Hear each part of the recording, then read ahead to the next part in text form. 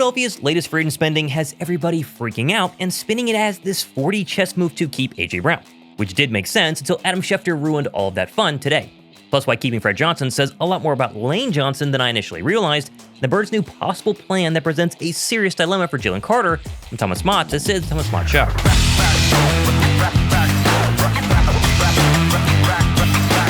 Howie Roseman has officially taken the spray and pray approach to free agency from last season, tweaked it just a little bit, and then doubled down this offseason. Because as of last night, the Birds have now signed more free agents in 2026 than they did in all of 2025. And the two latest moves are perfect in more ways than one. Although signing A.J. Brown's best friend might have a very different impact than a lot of people are hoping. First though, this week on the show, I'm trying to help out a subscriber of the channel and fellow diehard Bird fan, and Justin, whose wife Destiny was just diagnosed with cervical cancer. I'm trying to raise money via GoFundMe to help pay her bills. And man, I mentioned this on Monday, and you guys came through in an unbelievable way. We've raised over $3,000 for this couple, literally from one show. And I personally cannot thank you guys enough. I know they cannot thank you guys enough. This is the best Eagle community out there. I'm trying to get to 5K. I would love to get to 5K. I don't want to get greedy here, but if you have not donated, I'll link it all down below. It's GoFundMe. It's for an absolutely incredible cause. You can read their story. And 3,000 is incredible. Can we hit 5? We'll see by the end of the week. Now, first things first, I'm sure you've already seen that Howie stayed pretty busy last night. And yes, I'll get to Elijah Moore here in just one second, but I think you could argue bringing back offensive tackle Fred Johnson on a one-year deal might be the more important move. Mainly because at the end of this past season, Fred Johnson said he wanted to sign elsewhere to get a legit chance to be a starter. That apparently has fell through. He's come back to Philadelphia. Bummer for him, but it's a massive win for the Birds. Not only did Fred Johnson fill in very well, I might say, the second half of the season for the injured Lane Johnson, but both Lane and Jordan Mailata, your other tackle, have missed a combined 13 games over the past two seasons.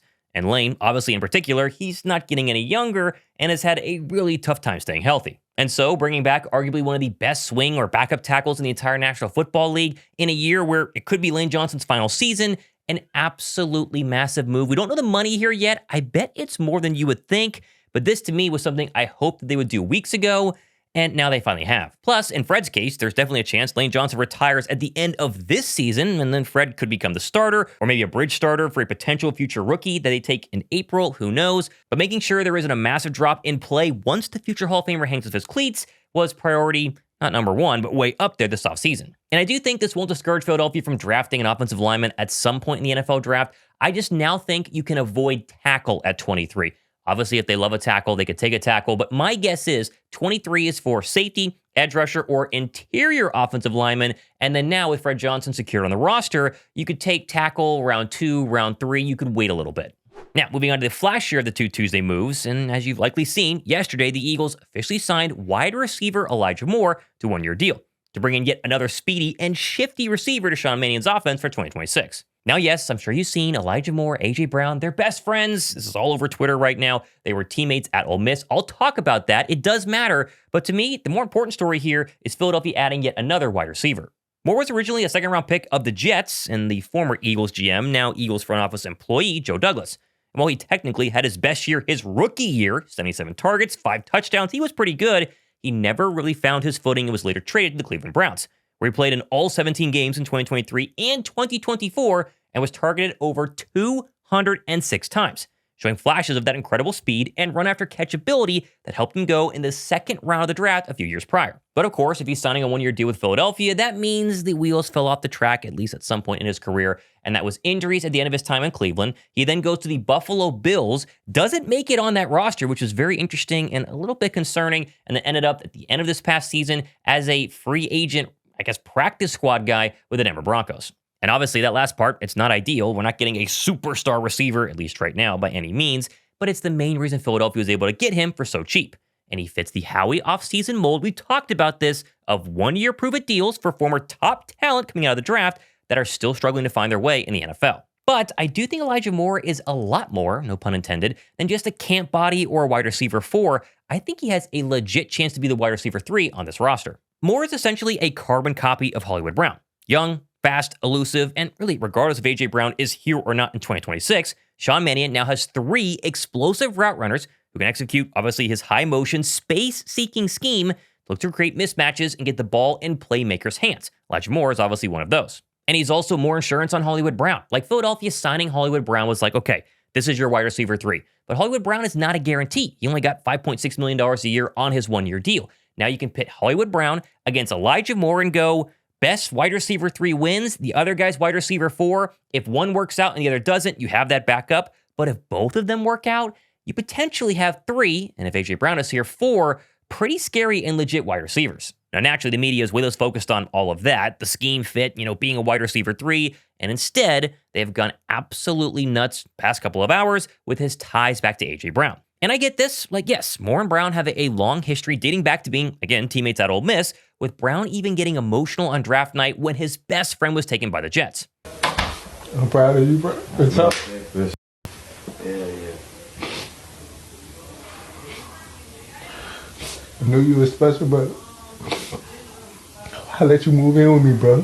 I let you deal with me. Credit TA, whoever, I knew it was something different about you, bro. So I had to get close to you, bro.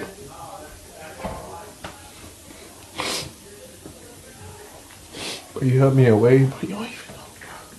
And Brown also expressed publicly his battles with mental health early in his career and cited Elijah Moore as a main factor in getting him through that dark time. Sorry, once you get through that day, do it again the next day. And just do it again the next day and do it again. Keep that momentum going. But do whatever makes you happy. Go outside, listen to music or go for a walk, get some sunlight.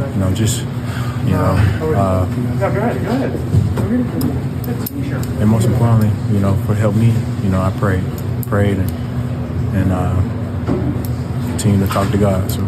And so, yes, this whole theory that Philadelphia signed Elijah Moore to keep A.J. Brown happy in case he's on the roster in 2026, there's probably something to that. However, Adam Schefter went on 97.5 The Fanatic this morning and was asked this exact question by John Kincaid and kind of threw a lot of water on this fire. I saw people were espousing that Elijah Moore could be the third receiver if they trade A.J. Brown, and I don't believe that's why they signed Elijah Moore.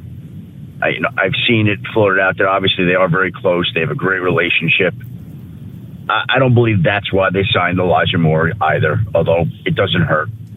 I think they signed Elijah Moore because when you look at their roster, I think right now they have, if I'm not mistaken, about 50 players under contract.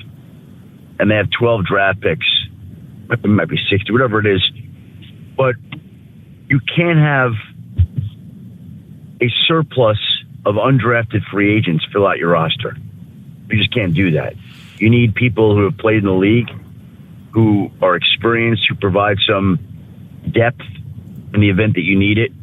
And I think that signing was no more than that. Because it's a wide receiver, we can come up with all our theories and float them out there. But I just think it's the fact that they're filling out their roster with experienced people who have proven they could play at the NFL level, period. And personally, as I said earlier, I think Schefter's probably right here. Moore might simply just be a proven slot wide receiver with a ton of talent who could win a job on his own on this roster come training camp. And if he happens to help A.J. Brown stay happy and in Philadelphia, then that's just the cherry on top. But make no mistakes, this move is not a guarantee, just like the Hollywood Brown signing or the Arnold Ebiketie signing or any of the other one-year deals Howie has shelled out. Hence why he's only shelling out cheap one-year deals and not committing a bunch of money to anyone so far. Now, staying with A.J. Brown for one more second here, and this is just hilarious because remember a few weeks ago when the Rams reportedly were suddenly one of the teams calling the Birds for number 11? And all of us were like, don't you have Devontae Adams and Puka Nacua? Well, today, according to TMZ, they just dropped this news that Nacua now has some very strange allegations against him, including biting a woman. And this has led a lot of speculation by a lot of Eagle beat writers, including Philly Voice's Jimmy Kempski, to basically say that this new report explains why LA called for A.J. Brown, because they have some character concerns about Puka Nacua. And while sure, it's he said, she said allegations right now, we don't know if it's true. The Rams were never going to actually trade for A.J. Brown. But when that report came out, a lot of people were behind it. And I was like, how is this accurate? I guess it now makes sense. There's some concerns in LA about Puka, and they might have been trying to at least inquire to possibly get ahead of it. Now, staying with getting ahead of things, but going back to Schefter's hit on The Fanatic today, he was also asked about Philadelphia's current cap space, over $30 million, and then brought up the idea of when will Philadelphia extend Jalen Carter. I thought his answer was pretty interesting. Jalen Carter, I think they're going to want to get to that. I think that's going to be a down-the-line situation. I don't think that that's anytime soon. I think that, there are some other defensive linemen out there in the NFL that have to be paid. Probably Jalen Carter is going to wait and see some of these deals. They're going to want to get Jalen Carter done at some point in time. Don't think it's close right now. But again, I won't be surprised when that gets addressed this offseason. My guess is that's a issue closer to training camp. And that to me is big news. I think a lot of us were expecting Jalen Carter to get an extension any day, right? They have the $30+ million in cap space. They extended Jordan Davis. Well, JC's got to come next. They'll do it any day now. Schefter, though, says that's not the case. And Carter's camp is likely smart to wait to further inflate his value, but I am wondering if Philadelphia is also interested in simply waiting until next offseason before committing. Because Carter is coming off an injury-filled 2025. He's had a lot of surgery on those shoulders and the lower body as well, and does seem to still have a kind of unruly outburst in him here and there. If the Birds are going to commit north of $40 million per year going forward, they might personally think internally that waiting one more season to get a further piece of the pie, a further picture of JC overall is the right move before shelling out all that money. It is a risk, though, because Carter could absolutely ball out. He could be Defensive Player of the Year, and then his price tag jumps by $5 or $10 million a year. But I do think the fact that they prioritized Jordan Davis first, talked about this last month whenever it happened, or last week whenever it was, that tells me that they have a little bit of concerns with Jalen Carter. His camp probably wants to wait as well. I guess in the end, it means no JC deal is on the horizon. It's going to happen later this season or next offseason. Now, moving on, last but not least here, I want to go through some rapid-fire news to end today's show, starting with, not a big deal here, but Tank Bigsby announcing on Instagram he is changing his number from 37 to 8, which honestly looks way, way better. Thumbs up for that, and hopefully will result in the Birds actually using him more than twice a game. Next, moving on, and the NFL owners' meetings are coming up here at the beginning of April, but today we did get further confirmation there will be no Tush Push Ban vote, further confirming all the outrage last offseason was merely to punish the Birds for being better than everybody else. I said that at the time, but now it's officially confirmed. It's always so funny how the media singles out Philadelphia, whether it's for A.J. Brown stuff, whether it's for the Tush Push vote ban. We are definitely the hunted in the National Football League. It's because Philadelphia's been so good the past couple of years, but always fun to emphasize. We'll see what happens to Philadelphia, though, the next couple of days and weeks. Will they go sign more people? Safety, that to me seems still kind of be you sign Marcus Epps, but safety to me is still kind of the main question here. Edge rusher as well. We're starting to get some top 30 draft visits. We'll cover that on the next show. Here's your guys' thoughts down below in the comments section. I'm Thomas Mott, though, on a Wednesday. This has been the Thomas Mott Show.